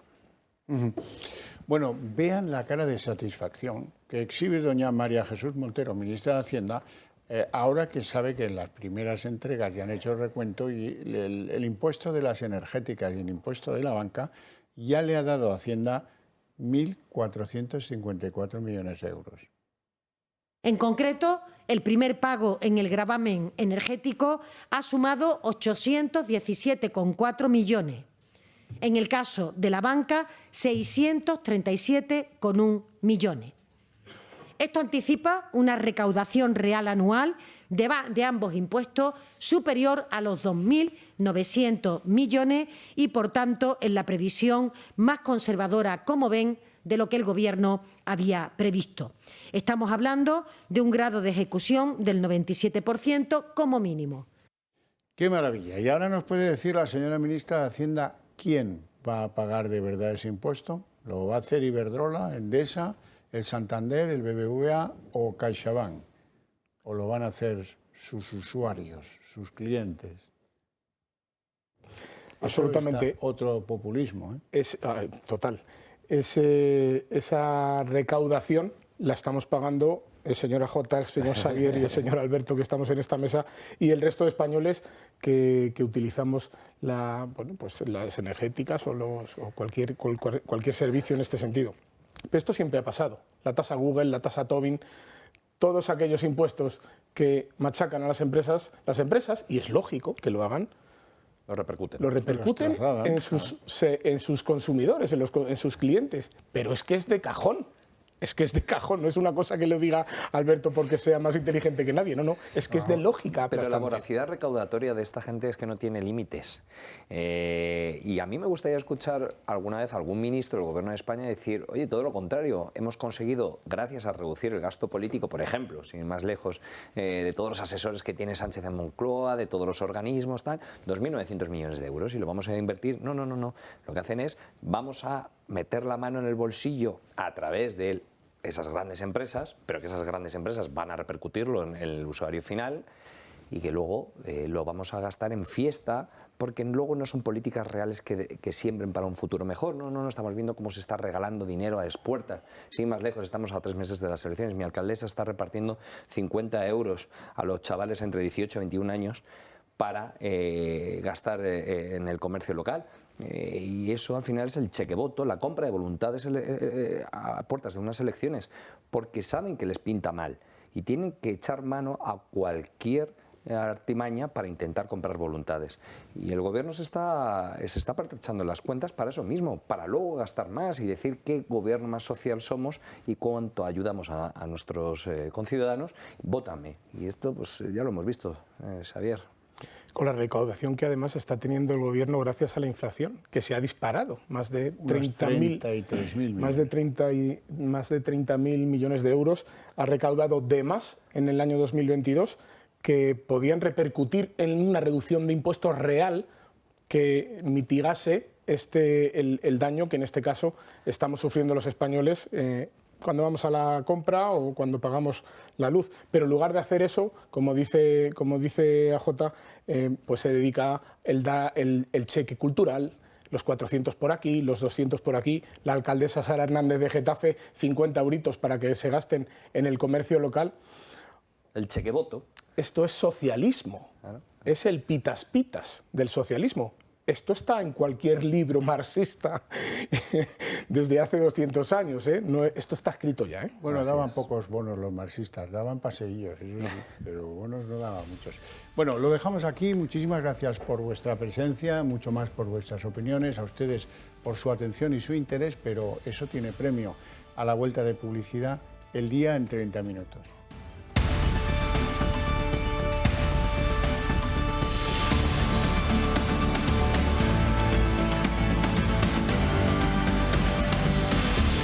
El día en 30 minutos. La separatista Míriam Nogueras, portavoz de Junts per Cat, en el Congreso no ha dudado hoy en cargar con el mástil de la bandera española a pesar de tener un brazo en cabestrillo. Lo ha hecho porque, según ella, estaba demasiado cerca, pero cuando le han reprochado el gesto y le han recordado que tan cerca estaba la bandera española como la europea, pues ella ha dicho que es que en realidad lo que pasa es que ella se siente menos representada por la bandera española. ¿Están seguros que ese desplante de la portavoz separatista no va a ser reprochado por nadie o que nadie la va a multar por hacer eso? Como que la señora Nogueras lleva desde el año 2015 cobrando religiosamente cada mes como diputada del Congreso de los Españoles. ¿Qué diría Míriam Nogueras si a alguien se le ocurriera hacer lo mismo con la bandera catalana en el Parlamento de Cataluña? ¿Verdad? Marina Álvarez. ¿Qué tal? Buenas noches. Pues esta imagen de Míriam Nogueras es sin duda la imagen política del día. La diputada de Junts lleva casi 2 años como portavoz de la formación en la Cámara Baja, pero no ha sido hasta ahora, a escasos meses de las elecciones locales en Cataluña, cuando la bandera española le ha molestado. Tras asegurarse de que la enseña nacional no aparecía en el plano recogido por las televisiones, Nogueras ha asegurado que la bandera comunitaria sí que le representa y que además queda muy chula.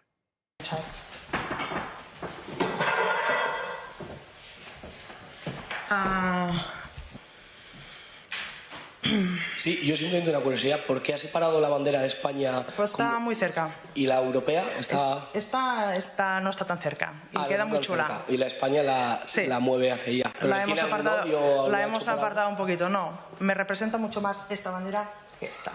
Muchísimas gracias. Gracias a ti. Todo esto lo arreglaba Inés Arrimadas, la portavoz de Ciudadanos, que ha vuelto a poner la bandera en su lugar y que además ha anunciado que su grupo va a presentar un escrito a la mesa del Congreso para que se obligue también a los separatistas catalanes o de donde sea que se creen inmunes, ha dicho, e impunes y que creen que están por encima de todo, a que respeten los símbolos oficiales. A la gente a la que le da asco la bandera de España es hoy la que decide lo que hace el Gobierno de España. Aquí, para dar una rueda de prensa en el Congreso de los Diputados, tendría que ser obligatorio respetar y no despreciar de esa manera los símbolos oficiales. Hoy mismo vamos a presentar un escrito a la mesa del Congreso para que se obligue también a los separatistas que se creen inmunes, impunes y que están por encima de todo, a que se respeten los símbolos oficiales. PP y Vox también han reaccionado a este gesto de Nogueras. Ambas formaciones han pedido por escrito que se sancione a la diputada y han criticado que la misma representante a la que le molesta la bandera de España lleve 3 años y medio cobrando del Congreso. Un breve recordatorio para la diputada Nogueras, esa que lleva 3 años y medio disfrutando de un sueldo aquí en el Congreso de los Diputados de España y que hasta hoy, qué casualidad, 3 meses antes de las elecciones, no se le ocurre hacer el numerito con la bandera de España. Y el recordatorio es que uno es libre de sentirse más o menos representado por la bandera que sea, pero el único motivo por el que está representada en la bandera europea es porque pertenece a la nación española. Si no fuera española, pues no podría ser europea. Nuevo duelo esta tarde en el Senado entre Pedro Sánchez y Alberto Núñez Feijóo. El Popular ha arremetido hoy contra el presidente del Gobierno en lo que es pues, todos los desvaríos que rodean a la ley trans y también a la ley del solo sí es sí. Mientras tanto, Pedro Sánchez se ha dedicado a lo que también suele hacer, el autoelogio del Gobierno de la gente que naturalmente él mismo preside. Al final ha habido algunos detalles interesantes. Por ejemplo, Sánchez dice que el Partido Popular es la gente de bien, lo cual es bastante llamativo, y en segundo lugar le ha recomendado a Feijóo que vigile bien en su espalda por si siente algo. Si por unos trenes mal medidos cesan los altos cargos del Ministerio de Infraestructuras, ¿debería de dimitir los autores de la chapuza de la ley del solo sí es sí? ¿Se ha leído la ley trans?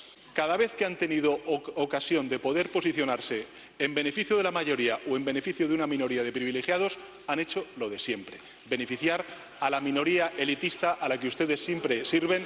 Nunca imaginé, señorías, que el reconocer derechos a minorías, en este caso al colectivo trans, fuera a molestar a la gente de bien, señor.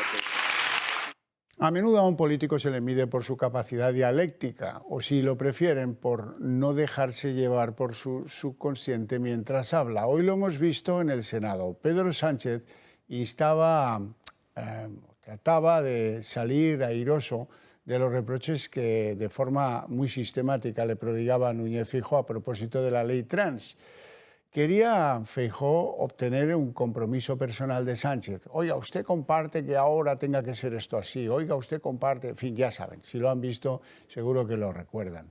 En su respuesta, Pedro Sánchez ha dado rienda suelta al subconsciente con un...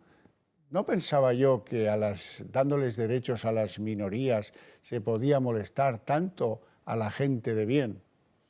Ojo, no dice a la gente bien, que a lo mejor hubiera sido pues una ironía, sino a la gente de bien. Es decir, que en el subconsciente sanchista, algunos no lo creían, sí se distingue entre la gente de bien y la otra, es decir, la gente mala. No hace falta ser psiquiatra para analizar el lapsus de Pedro Sánchez. Entre las buenas gentes, su ley trans producirá unos efectos dañinos dentro de un tiempo que espero sea más corto que largo, y a muchos jóvenes españoles. Como la ley del solo sí ha producido mucho daño a las víctimas de agresiones sexuales, o como su ley del bienestar animal genera estupor generalizado en todos menos en las ratas y en las culebras.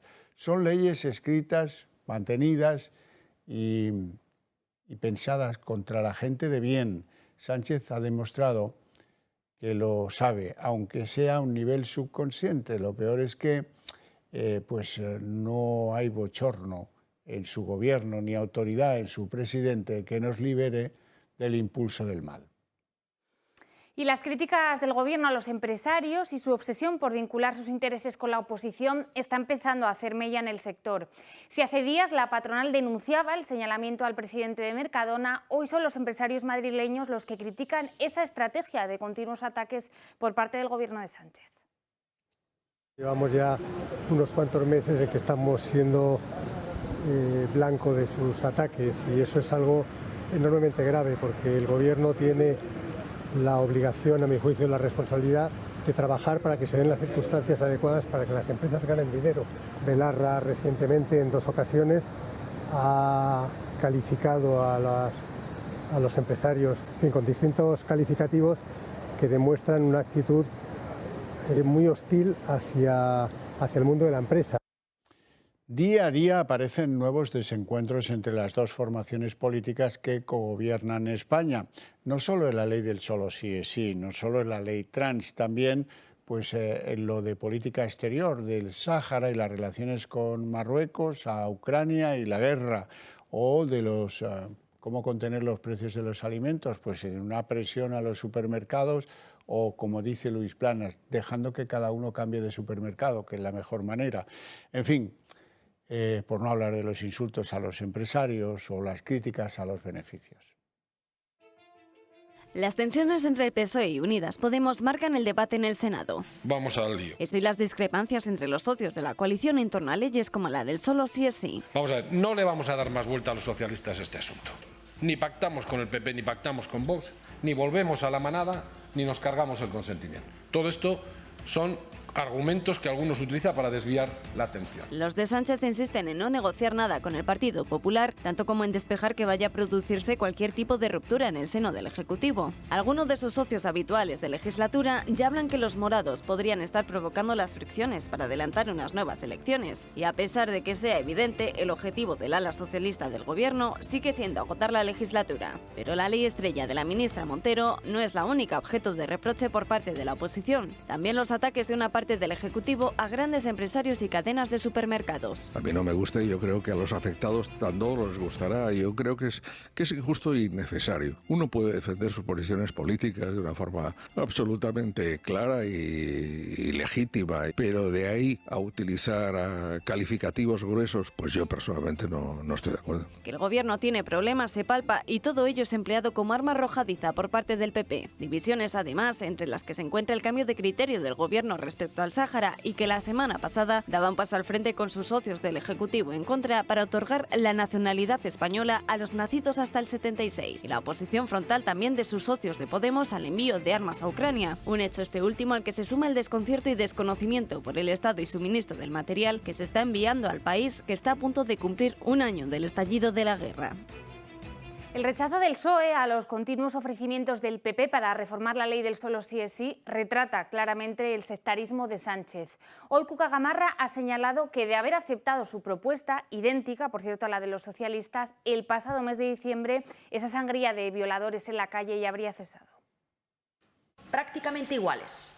La registrada por parte del Partido Popular y la registrada por parte del Partido Socialista. Al final, con esta actitud, lo que hace el Gobierno es bloquear la posibilidad de que la iniciativa del Partido Popular siga hacia adelante, pero lo que hace es bloquear la posibilidad de que se empiece a reformar y a rectificar esa ley del solo sí es sí y que, por tanto, los delincuentes sexuales no puedan beneficiarse.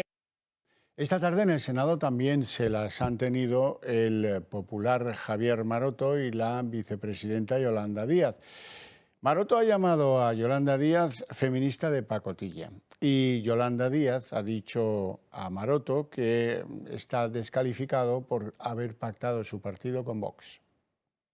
Usted llegó al gobierno prometiendo una agenda feminista para España y vemos que va a salir del gobierno sacando el feminismo por completo de la agenda. Eso es feminismo de pacotilla, feminismo de boquilla. ¿Cree usted que pactando con Vox están protegiendo a las mujeres? Ese partido que niega la violencia machista en nuestro país, ya le digo yo que no. Y además el Partido Popular acusa al Gobierno de impedir la visita de Alberto Núñez Feijóo a las tropas españolas en Letonia. Los populares aseguran que tras un entendimiento inicial con Defensa y también contando con el visto bueno de la OTAN, Moncloa decidió finalmente no autorizar la visita, proyectando una imagen de debilidad del Estado. Margarita Robles hoy ha asegurado que las Fuerzas Armadas no representan a ningún partido, pero que el momento elegido por Feijóo no era el más idóneo por cuestiones de seguridad. El señor Feijóo sabe que Todas las unidades militares tienen siempre la puerta abierta a todos los ciudadanos españoles, porque efectivamente nosotros entendemos que las Fuerzas Armadas no son de un partido político, pero no cuando esa unidad militar esté realizando unas operaciones que puedan distorsionar la visita. El hasta ahora director de la prisión de Algeciras, la más peligrosa de España, reaccionó defendiendo a sus funcionarios después de la quema del coche de una de ellas, de una de las funcionarias. Y mira tú por dónde resulta que Fernando Grande Marlaska, el ministro del Interior, que es quien controla instituciones penitenciarias, le hizo llamar para comunicarle que ya tenía que cesarle porque había perdido su confianza en él. A Interior le molestó que el director dijera que los que están dentro no van a amedrentar a los funcionarios. Así despidió ayer la prisión Botafuegos de Algeciras, al que ha sido su director durante los últimos 15 años. Visiblemente emocionado y sin poder articular palabra, Francisco Márquez Salaverry, el director más longevo de la llamada cárcel de los narcos, ha recorrido el pasillo de aplausos y cariño que le ha dedicado su plantilla, después de que Instituciones Penitenciarias, organismo que depende de Grande Marlaska, le comunicara por teléfono su destitución el pasado 2 de febrero, alegando pérdida de confianza. Lo cierto es que Márquez ha dirigido una de las cárceles más complicadas del país, con 1.210 internos, entre los que se encuentran los cabecillas de bandas de narcotraficantes que operan en el campo de Gibraltar. El exdirector ha tenido que plantar cara a las amenazas de los narcos contra la plantilla, intentos de motines y una caótica situación sanitaria, pero ahora es castigado por el ministro, que ha encontrado una cabeza de turco para callar las protestas de los funcionarios. Salaverry ha apoyado y cuidado de su plantilla en todo momento. También los ha defendido públicamente cuando 2 de ellos fueron amenazados por los narcos hasta el punto que les quemaron el coche. A mí desde luego no me van a amedrentar. Yo ya aprendí de pequeño que era mejor morir de pie que vivir de rodillas, y yo no me voy a arrodillar ante esto mierda. Sin embargo, parece que la gota que colmó el vaso fueron unas declaraciones en las que criticaba el trato que el Ministerio del Interior ofrecía a su centro penitenciario. El cese ha provocado fuertes críticas dentro de Vox. Su portavoz en el Parlamento de Andalucía, Manuel Gavira, ha asegurado que el cese es una prueba más de la inquina que gasta el gobierno de Sánchez contra los que le hacen frente. Incluso los sindicatos han mostrado su apoyo unánime a Márquez y han resaltado el hartazgo de que la Secretaría General busque cabezas de turco para esconder su ineptitud e ineficacia. El consejero madrileño Enrique López ha enviado un escrito al Ministerio del Interior en el que exige que se tomen medidas de control sobre uno de los centros de menas que existen en Madrid, concretamente el de Batán. Le pedimos al Ministerio del Interior que asuma la competencia exclusiva que tiene en materia de seguridad ciudadana. Primero, porque es a quien le corresponde evitar la entrada de menores no acompañados de forma ilegal en España. Segundo, porque es a quien le corresponde el reagrupamiento de estos menores con sus familias.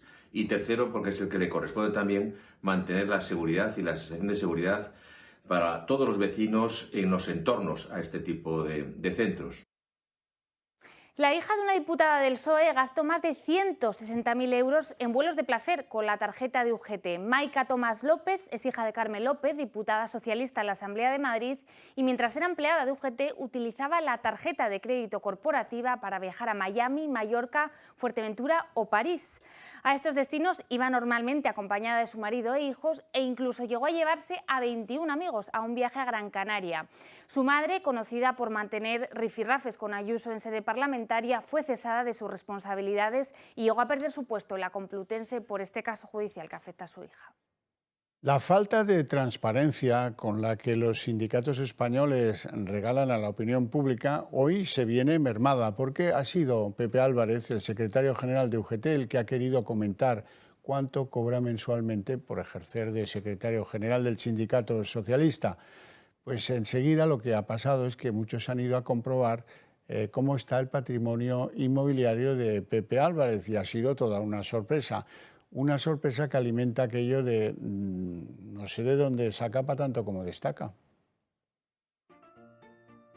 El salario oficial de los líderes de UGT y comisiones obreras sigue siendo un misterio. Los dos sindicatos mayoritarios siguen guardando con recelo esta información y ninguno de ellos detalla las retribuciones que perciben cada miembro de sus comités ejecutivos. En este contexto, Pepe Álvarez, secretario general de UGT, ha declarado que su salario como líder del sindicato asciende a 2.638 euros al mes. Es necesario puntualizar que Pepe Álvarez comenzó a trabajar en 1975, con apenas 19 años, en la empresa La Maquinista Terrestre y Marítima.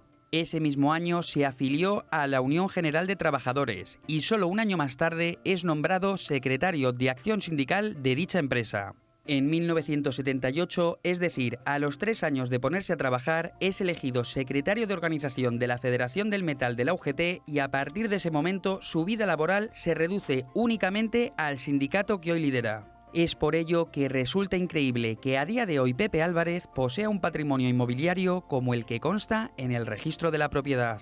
Y es que el líder de UGT tiene a su nombre un ático dúplex ubicado en el barrio de Gracia de Barcelona de 132 metros cuadrados adquirido en 1992, a lo que hay que añadir una plaza de garaje en el mismo bloque. En 2017, 6 meses después de ser nombrado secretario general de UGT, adquirió 6 propiedades en Belmonte de Miranda, el pueblo donde nació. La extensión total de las fincas asciende a 9.261 metros cuadrados y el valor podría llegar a los 900.000 euros, teniendo en cuenta el precio del metro cuadrado de la zona. Obviamente, ni la casa, ni las fincas, ni siquiera el salario aparecen publicados en el portal de transparencia del sindicato, ya que la ley no les exige dar cuenta de su régimen económico, cuotas de afiliación, rendimientos de gestión patrimonial e inversiones, cuentas anuales o informes de auditorías externas.